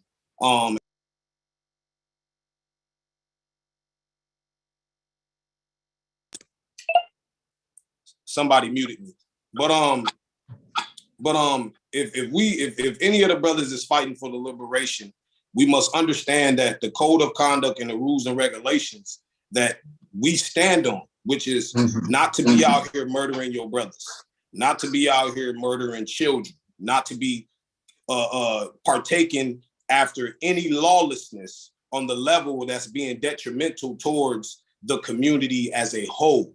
And this is something that, a lot of brothers that I see and I speak to, they have a hard time with, getting out of. Another thing that I realized within the community is that you have a lot of cliques that's on the rise. You got a lot of cliques on the rise within the community. You don't really see the GDs like that, the Crips, the Bloods, the Vice Lords. A lot of them are older. They're older. So they carry themselves more professionally and they operate in a completely different mannerism than a lot of the youth is nowadays that's partaking after these cliques. But one thing I see as well in the community is when crime is being committed by some of our beloved brothers that's partaking in these cliques or these made up cliques and et cetera, and crime is happening to our daughters. Crime is happening by stray bullets to these children. Things is happening in our community. We don't see the Crips or the Bloods or the elders coming together and holding people accountable. Just like Brother Main C said, I love what he said. Accountability is key. And that is what we have to stand on and make sure we bring forth within our community when these young brothers is out here committing crime towards our children, towards the youth that's in our community. We must hold them accountable. You know what I'm saying? It should be a strong Black army around here, especially when you know a lot of the history from the GDs, the Bloods, the Crip, and exactly what they really stood for. Some of them, what they really stood for was community. So this army should be strong. And the crime within, and we know why the crime goes on in the community because of the white man. But that's not also only because of the white man. We know that we also have our own choices as well. But at the same time, we must make sure we hold each other accountable.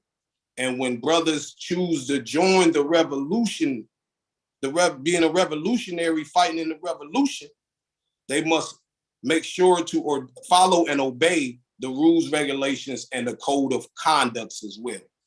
Because if we don't, then that would make us hypocritical. So I just wanted to speak on that. That's all. For those of you who are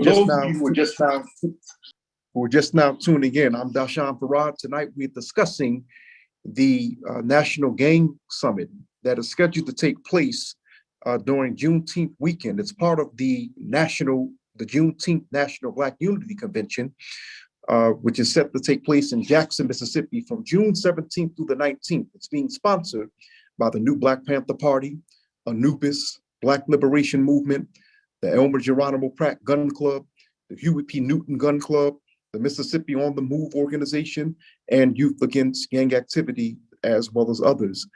You can text for information, you can text area code 202-699-1046. And the theme of Juneteenth weekend is called Gathering of the Great Armies. We're speaking with various activists and organizers tonight from across the country who will be there this Juneteenth weekend. And just to let you know, the Gang Summit portion or segment is on that Saturday from 12 p.m. to 8 p.m. It's going to be a convention. Actually, it's going to be Grove Park, Jackson, Mississippi, from 8 to 12 p.m. Just to let you know, this weekend is going to be this particular Juneteenth weekend is going to include a on the move town hall meeting, legal training, and book signing with attorney Malik Zulu Shabazz, who last year wrote an excellent, phenomenal book that I actually helped to edit on the life of our Black Power General, the Honorable Dr. Khalid Abdul Muhammad, Ibaye Ashe. I helped edit that book. It's called The Book of Khalid.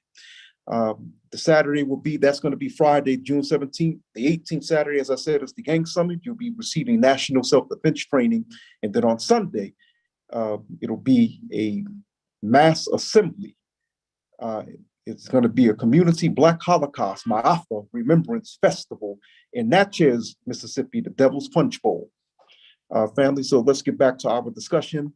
Does anyone else want to jump in here and discuss this? And our brother Nazir X, I appreciated what you said, brother. What I like about the speakers tonight, it was non-emotional. You all are giving non-emotional analysis about the problems affecting the street tribes, which actually affects the overall Black nation. And we've been dealing with this problem, with people infiltrating us from the outside. We've been dealing with this for several, not decades, but for several centuries now.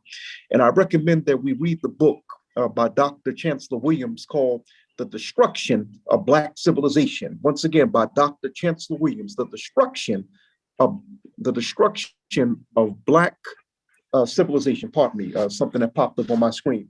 Anyway, who would like to speak? I guess we're getting ready to we're going to wind down in the next several minutes. So we want to get other people's perspectives. If you have not spoken yet, please come up off your microphone. We would like to hear from you. Okay, and as I said before, I'm only moderating. Please don't expect me to be the sole speaker. This is not the Monday Night Black Panther Liberation School. I'm moderating tonight's discussion. So I'm not here to give a lecture. I'm here to moderate the discussion and to interject, to take part. Who just spoke? We got Brother Ock and Brother Main. Oh, Brother Main. Okay, well, I want to hear from Brother Ock first. Then we'll get to Brother Main.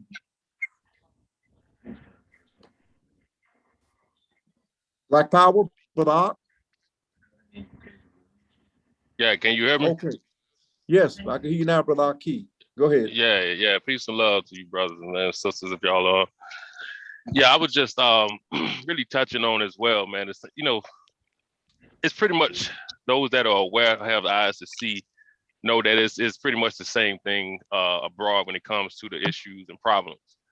And just from my observation, I would say that it is, as the other brothers have said, it's accountability. One, that word keeps coming up, because as a man, that's what makes you a man, for having accountability. You see, when brothers are out here representing anything in life and have no accountability, that's a fraud statement. That's a fraud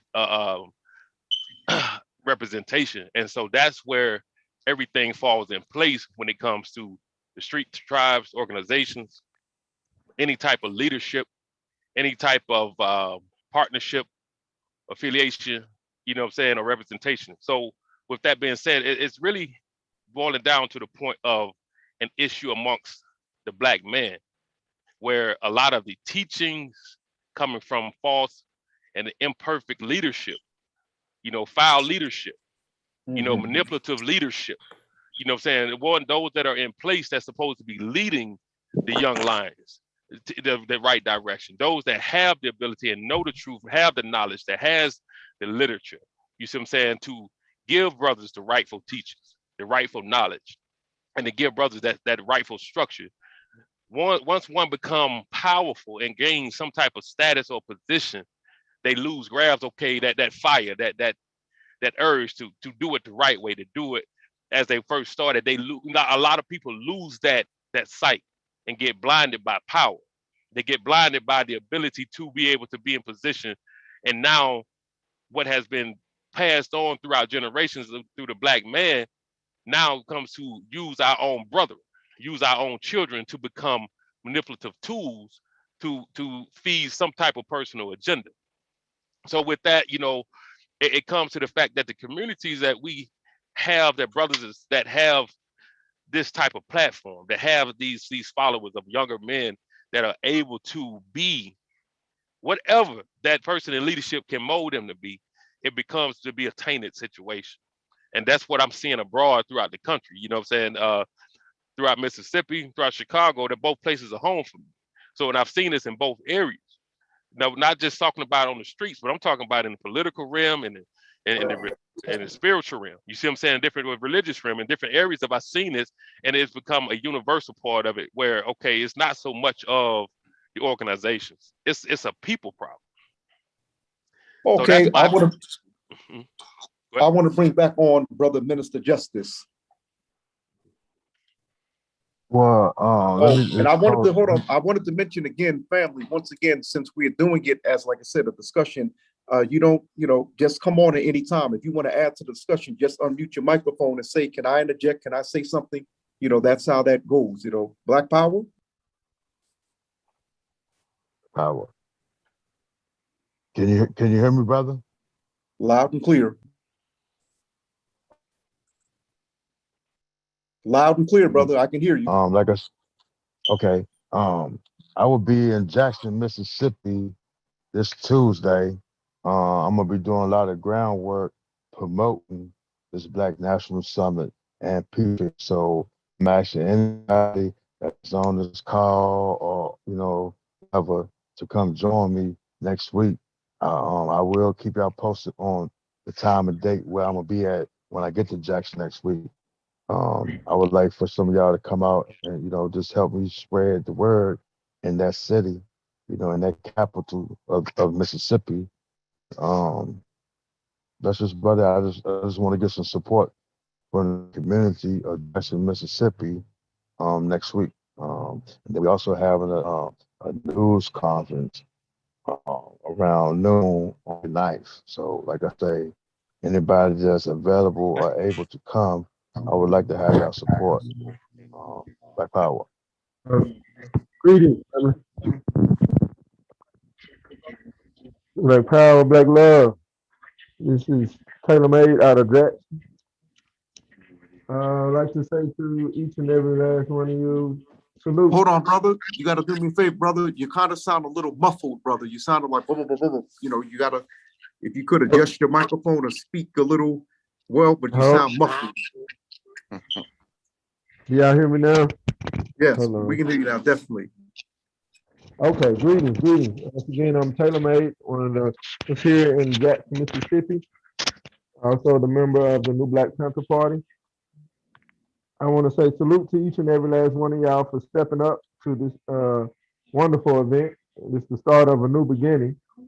I want to say to my dear brother and that are here, we got some work to do, but it can be done if we doing what we're doing right now, being collectively, working together collectively and doing some great things.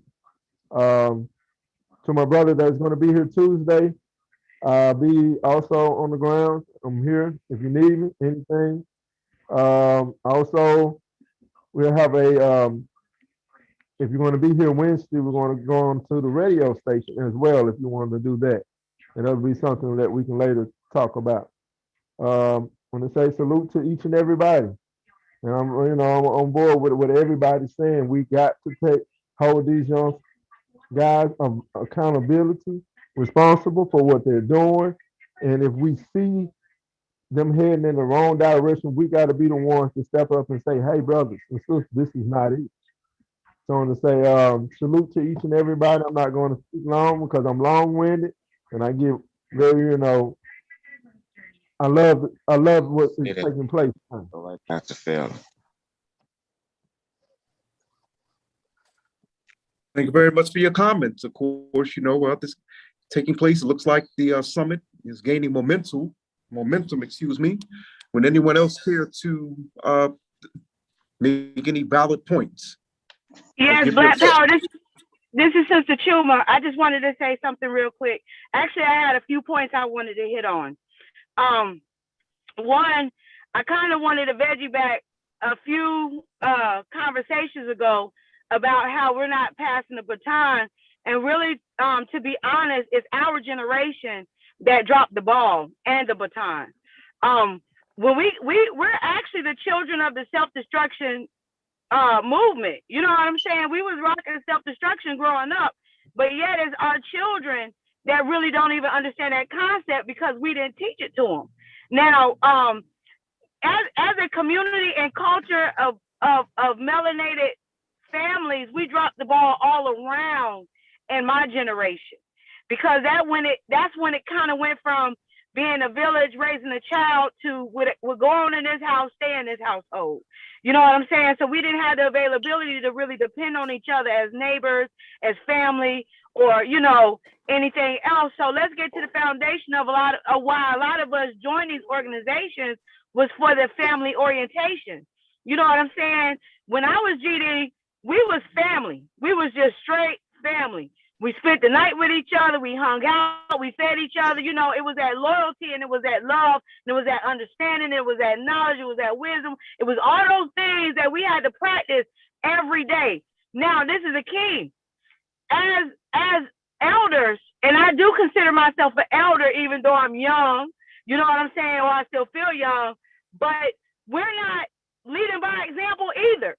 You know what I'm saying? We're steady talking about what we need to do for the youth, but sometimes just dealing with other people my age in these other organizations drain me so much. I don't have time to give anything else to the youth. So when you're talking about accountability, you got to remember that accountability starts in the mirror. We ain't doing shit no more. Right. Are you being the best that you can be without worrying about what the next person doing and not doing? You know what I'm saying? I get so many, even me being an officer in the organization that I'm in now, I hear so much, well, so-and-so not doing that. So, damn, y'all sound like my children. children when they was young. Why you didn't clean up? Because they didn't clean up. No, do your job, do your part, because the youth is watching us. You see what I'm saying? As children, and we all know because we were all children, when our parents told us to do one thing, we heard them, but we saw what they did, and we repeated the actions that they did. That's why a lot of us do the same things our parents did, because it was just a practice that they had. So once we start practicing and we start uniting and we start loving and we start hanging out and talking, and I love you, brother and sister, give me a hug and stuff like that, the youth is gonna follow that. So that's pretty much all I wanted to say to kind of conclude what I have to say for tonight. But like I said, accountability starts with ourselves. We're at that age now. In a minute, we're gonna be too old to even be out in these streets. We got to start grooming the youth, but we're not even grooming the youth because we don't even know how to communicate with the youth. You know what I'm saying? So we got to learn how to communicate with them and help them understand us and where we came from.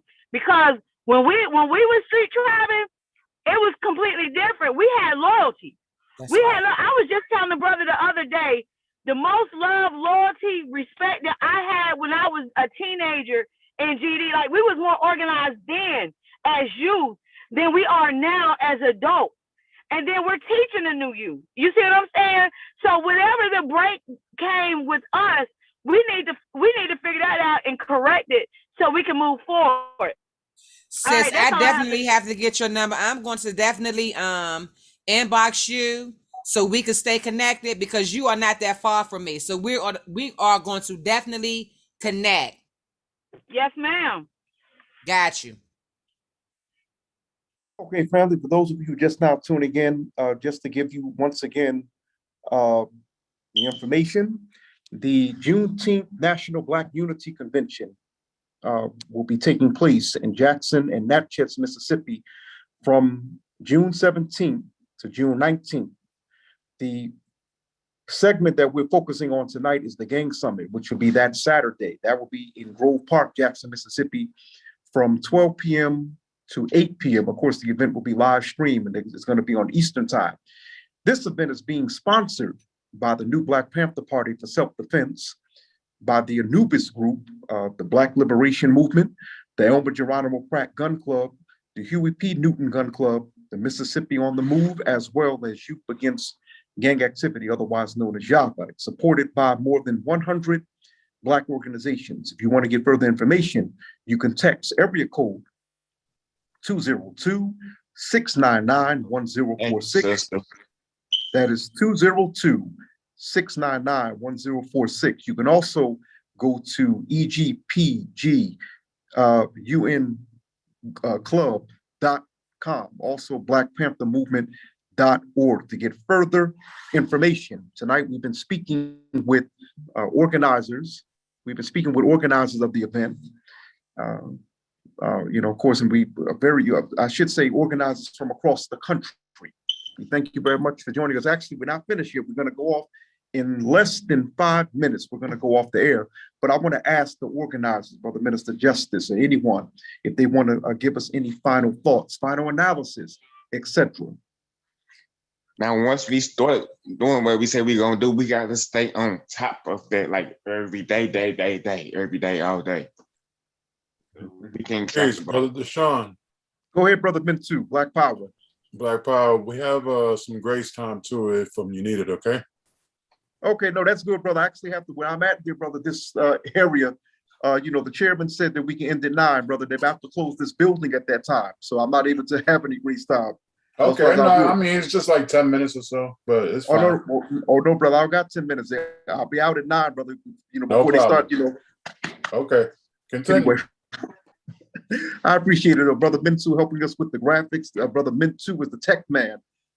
He's the tech man. Always good to have him assist on these broadcasts. I don't know what I would do without him, as they said. And actually, Brother Mintu, I called for you earlier, brother, because I was having problems sharing the screen. But go ahead, Brother Minister Justice, you had something to say?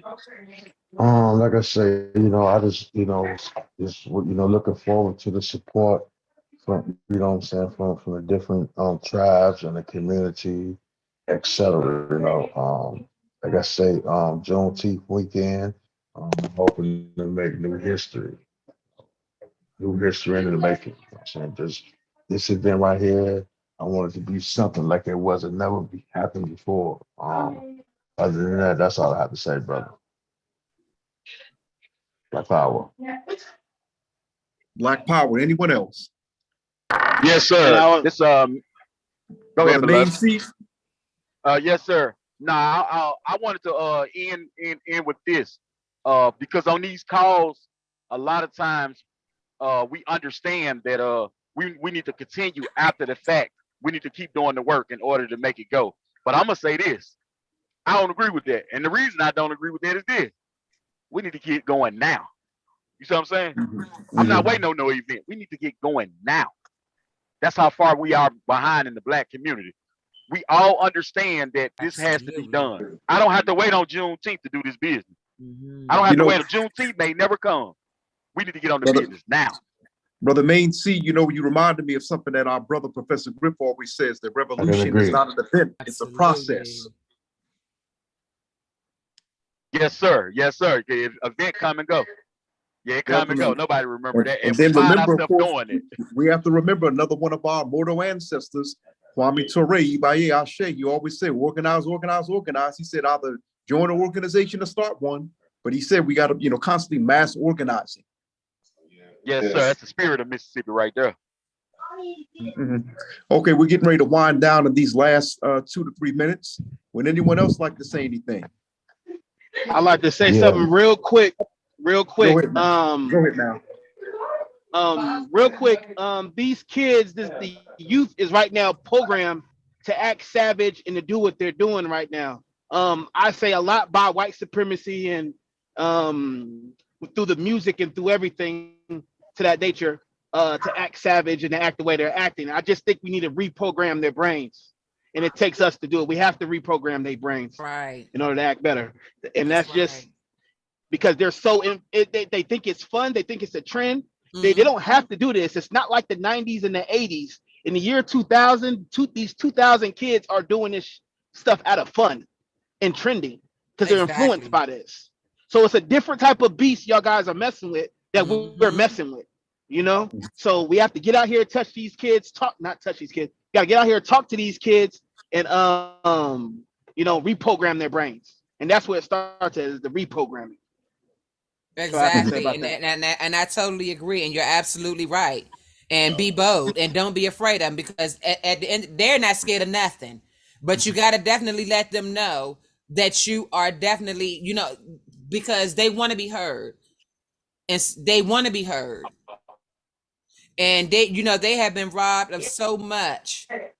And they definitely have, just like you said, they have to be reprogrammed. Technology has definitely taken over their minds. Some of them don't even want to pick up a book or anything. So we definitely, and just like he said, don't wait until Juneteenth. Oh, who is all that? What is all that? Hello, mute yourself. Mute yourself. What is all that? Okay, anyway. And I forgot that I'm a moderator. I realized that I could have muted them, but okay, family, we're getting ready to wind down. Sister Vanetta, please. Okay. Well, it's 9 o'clock. We thank you. Lord, we gotta go because I gotta get out the building, brother. I'm leaving. We can't hear nobody else. Thank you very much for joining me. On behalf of Attorney Malik Zulu Shabazz and the new Black Panther Party for Self-Defense, I'm Dashan Farad. We'll see you again. Hotep, assalamu alaikum, Black Power, all laws of Black people. We're out.